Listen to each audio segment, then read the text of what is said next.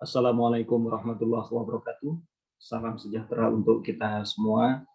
Pada kesempatan ini saya menjelaskan materi atau kelanjutan materi mata kuliah dasar manajemen. Pada kesempatan kali ini saya membahas tentang 14 prinsip manajemen yang menjadi pedoman, menjadi pegangan kita ketika kita melaksanakan pengelolaan, kita memanage suatu organisasi. Nah, 14 prinsip manajemen ini merupakan materi lanjutan dari pertemuan kedua tentang tingkatan-tingkatan manajemen.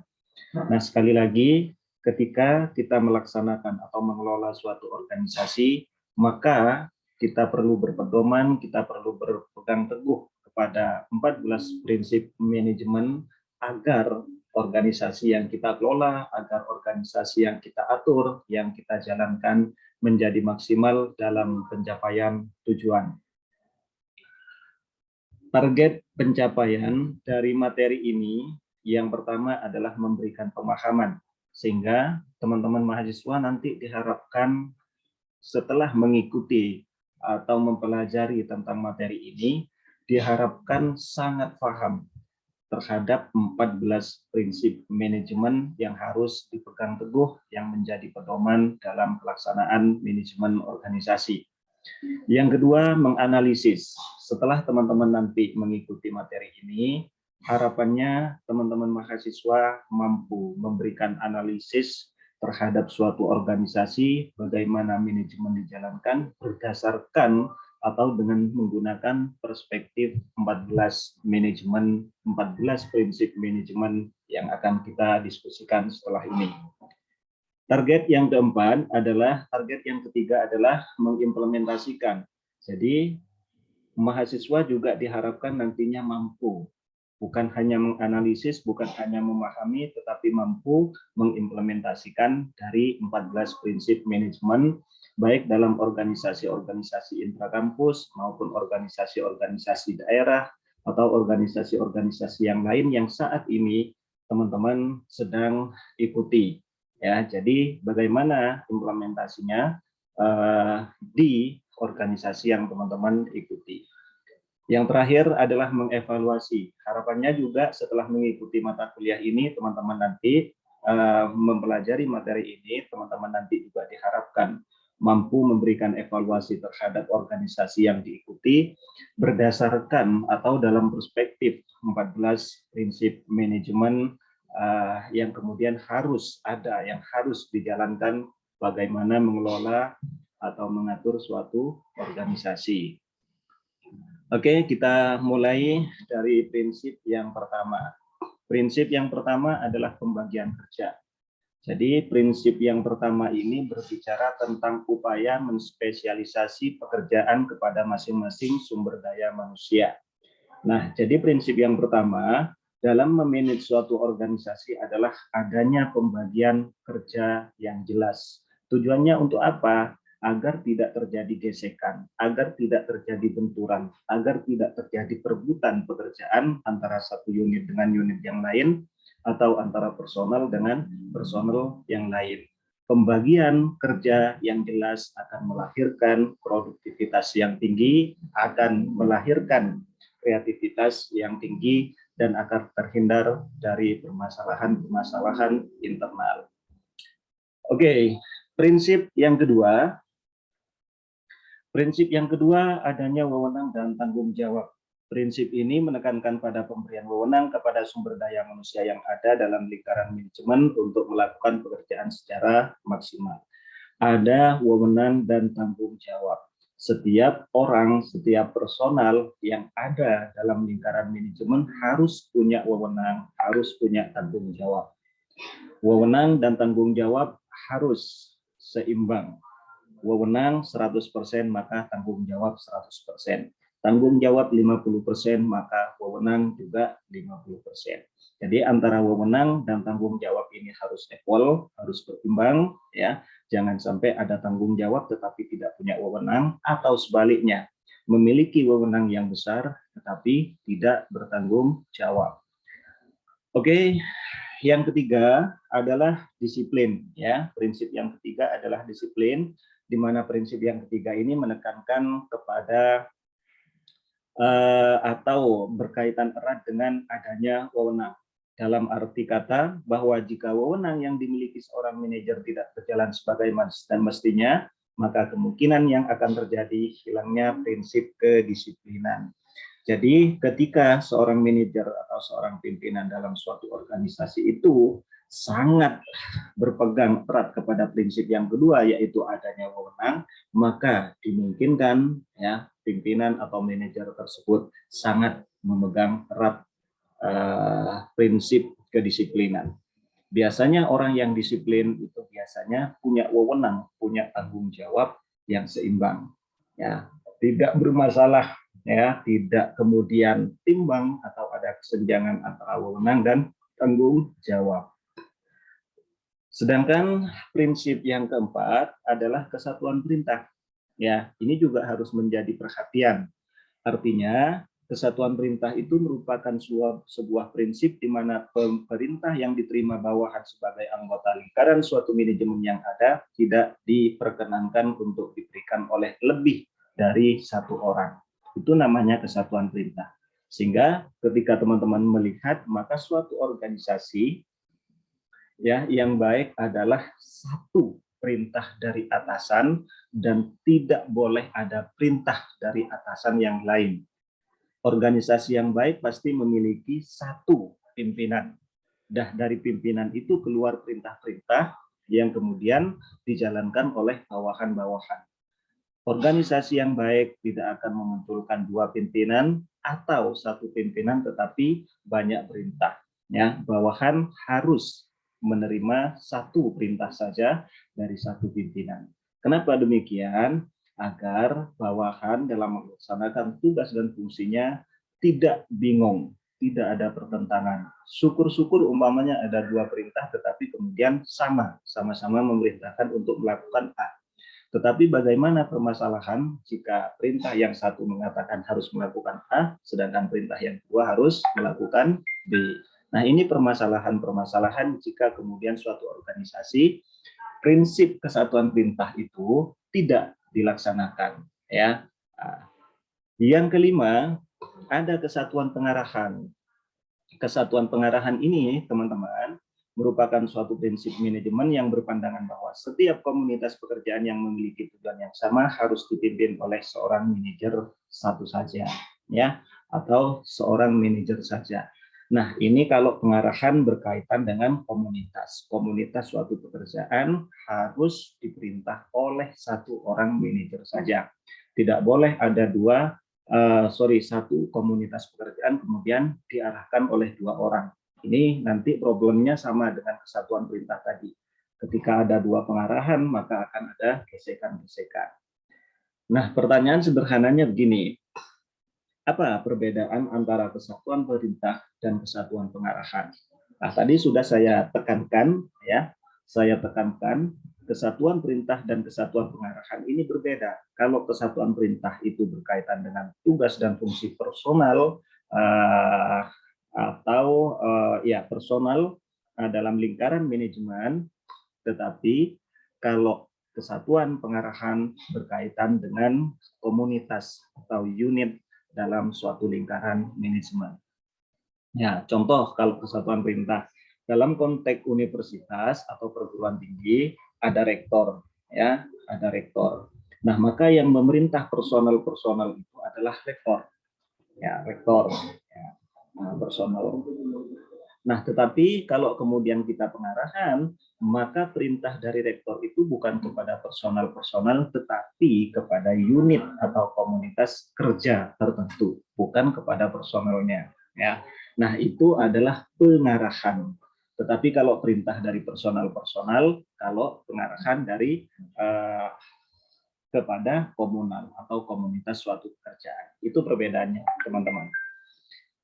Selanjutnya, prinsip yang keenam adalah subordinasi kepentingan perseorangan terhadap kepentingan umum. Ini juga perlu kita pegang teguh, ya, karena ini sering kita diskusikan, sering kita dengar, tetapi sulit dalam implementasinya.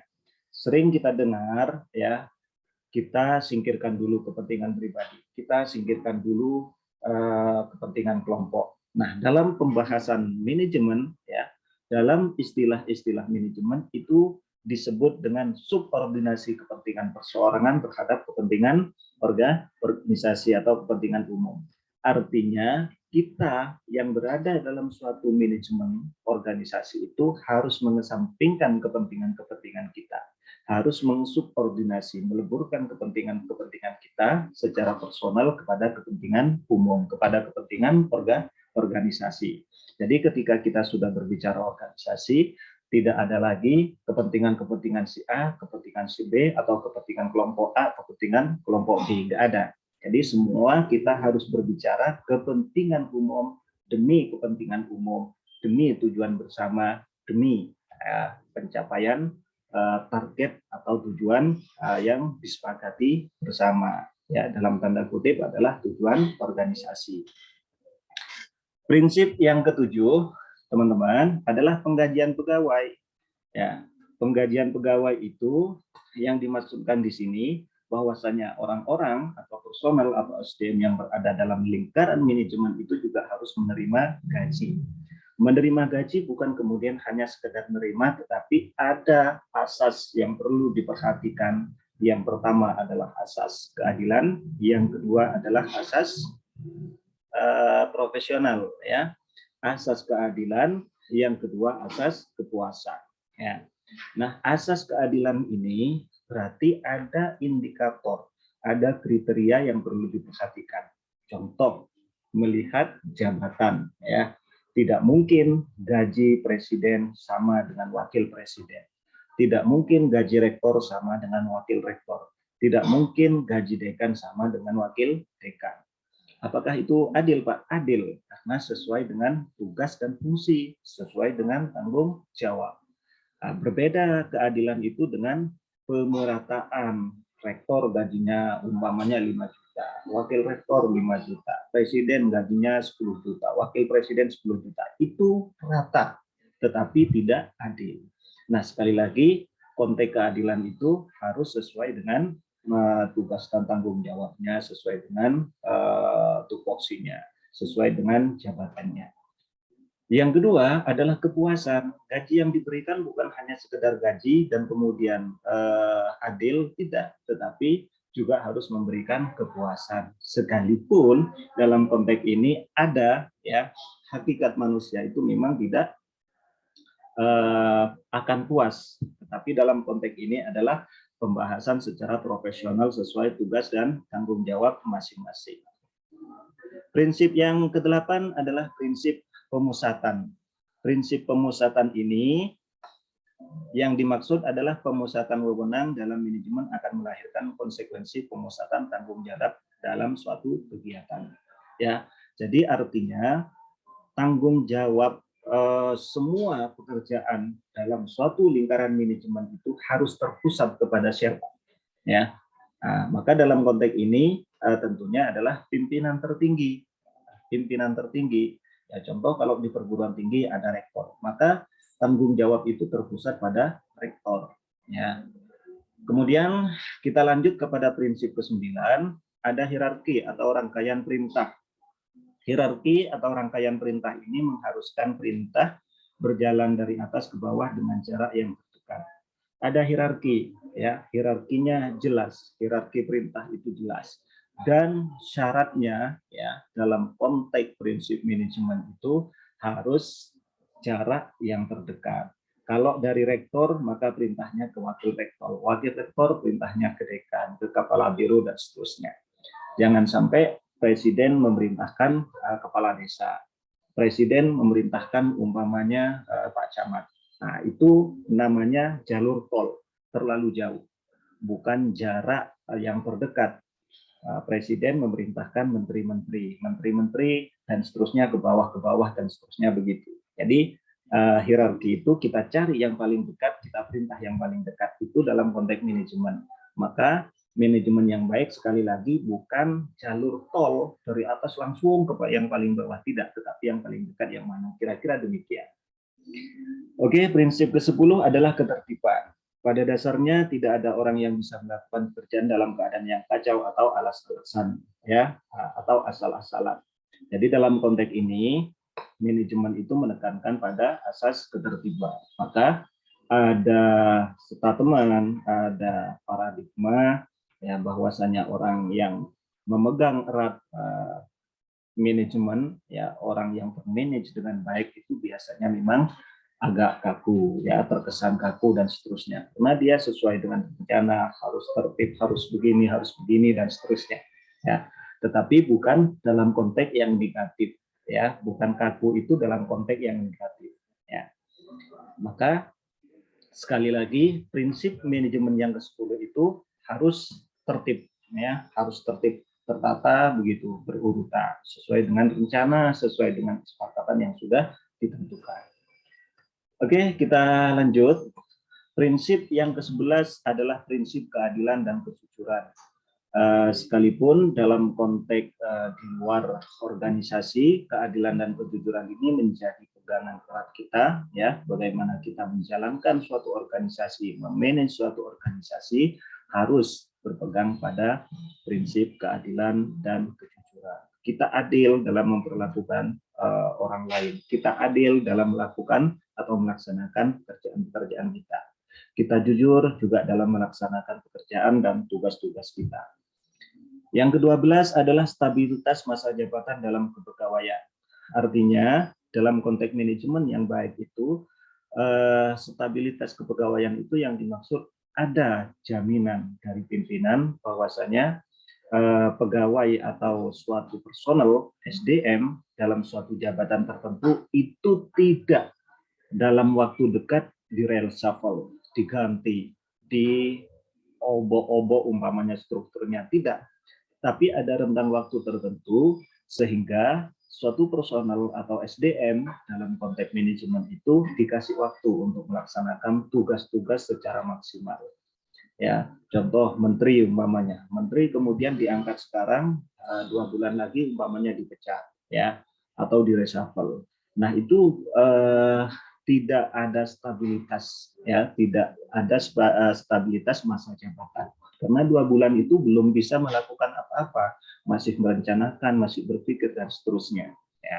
Nah, sehingga dalam konteks manajemen harus ada stabilitas masa jabatan, jangan sebentar-sebentar diganti, sebentar-sebentar reshuffle dan seterusnya. Ya, harus ada jeda waktu yang itu proporsional, profesional, sehingga personal yang ditugaskan dalam lingkaran manajemen itu benar-benar berpikir, kreatif, dan kemudian direncanakan, dan seterusnya, kemudian dieksekusi, dan kemudian dievaluasi, dan seterusnya.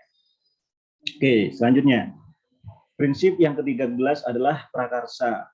Ya, ini dalam konteks pimpinan secara personal, seorang manajer itu harus pede, ya, harus menjamin dirinya mampu, dia pantas menjadi manajer. Salah satu syarat utamanya adalah dia harus berani dan dia harus punya kemampuan untuk berinisiatif, menjadi prakarsa, menelurkan ide-ide segar, ya, mengambil kebijakan-kebijakan yang baik, yang menguntungkan, yang berdampak positif. Nah, jadi seorang manajer harus punya kemampuan itu. Nah, jadi dalam konteks kepemimpinan itu jangan sampai kemudian pemimpin itu lebih bodoh, ya, lebih tidak tahu terhadap suatu persoalan ketimbang anak buahnya. Nah, kalau demikian nanti yang terjadi adalah dipeluk-peluk, dibodohi oleh anak buahnya. Jadi pimpinan itu harus tahu permasalahan yang dihadapi suatu organisasinya, ya, suatu perusahaannya, sehingga kebijakan, sehingga keputusan yang dia ambil, ya, yang dia putuskan itu benar-benar untuk kebaikan bersama. Prinsip yang terakhir adalah semangat kesatuan. Semangat kesatuan ini dalam konteks manajemen juga menjadi penting, ya. Semangat kesatuan ini bagaimana semua orang, semua personal, semua SDM yang ada dalam lingkaran suatu manajemen itu menjaga kekompakan, menjaga keguyuban, menjaga kekurangan-kekurangan atau menutupi kekurangan-kekurangan semua yang ada dalam konteks manajemen tersebut, ya. Tidak boleh membongkar aib dan seterusnya dalam konteks tertentu dan secara profesional. Nah, itu teman-teman tentang 14 prinsip manajemen yang perlu kita pegang, yang menjadi pedoman ketika kita melaksanakan suatu organisasi atau ikut dalam suatu organisasi, dan kemudian kita berpikir bagaimana organisasi itu agar menjadi maksimal. Terakhir yang perlu saya sampaikan teman-teman, sebelum materi ini saya akhiri, saya ingin merefleksi tadi yang sudah saya sampaikan. Saya memberikan tugas refleksi kepada teman-teman. Yang pertama adalah dari ke-14 prinsip manajemen tersebut, manakah yang menurut Anda paling urgent? Tadi saya sampaikan 14 prinsip, dan coba teman-teman semua perhatikan dari 14 itu mana yang paling penting dalam konteks menjalankan manajemen organisasi. Yang kedua, yang perlu teman-teman pikirkan dan kemudian teman-teman sampaikan nanti pada organisasi yang Anda ikuti hari ini, ya, prinsip mana yang perlu dikuatkan. Coba teman-teman pelajari nanti secara mandiri, pelajari kembali secara mandiri 14 prinsip, kemudian diangan-angan mana kira-kira prinsip yang belum kuat dan perlu ditingkatkan dalam organisasi yang saya ikuti hari ini. Anda tidak perlu menjelaskan organisasi apa yang Anda ikuti, tetapi secara prinsip apa kira-kira yang perlu dikuatkan. Refleksi yang terakhir, tuliskan analisis Anda. Kenapa? Ya, atau beri alasan kenapa Anda memilih prinsip yang keberapa di nomor 2 itu. Ya, contoh prinsip nomor 14 Pak, di organisasi kurang kuat umpamanya, kurang baik. Nah, kenapa alasan Anda? Coba tulis komentar Anda ya di kolom komentar. Wajib semua memberikan komentar, memberikan atau mengumpulkan tugas refleksi ini ya dengan alasan teman-teman masing-masing ya dari 3 refleksi ini. Nah, nanti komentar teman-teman akan kita bahas. Sekalian saya memberikan materi yang selanjutnya, yaitu materi tentang perkembangan teori ilmu manajemen. Jadi sebelum saya masuk ke teori, nanti akan saya review dulu komentar teman-teman terkait refleksi dari materi 14 prinsip manajemen tersebut. Oke, teman-teman, saya kira demikian yang bisa saya sampaikan. Selamat menganalisis, selamat berpikir. Jangan lupa memberikan komentar. Tugas Anda adalah memberikan komentar terhadap 3 refleksi ini, ya, terhadap 14 prinsip manajemen tadi. Tulis di kolom komentar, baru nanti kita bahas dan kita diskusikan. Sekali lagi, demikian yang bisa saya sampaikan. Kurang lebihnya mohon maaf. Saya akhiri. Assalamualaikum warahmatullahi wabarakatuh. Salam sejahtera untuk kita semua.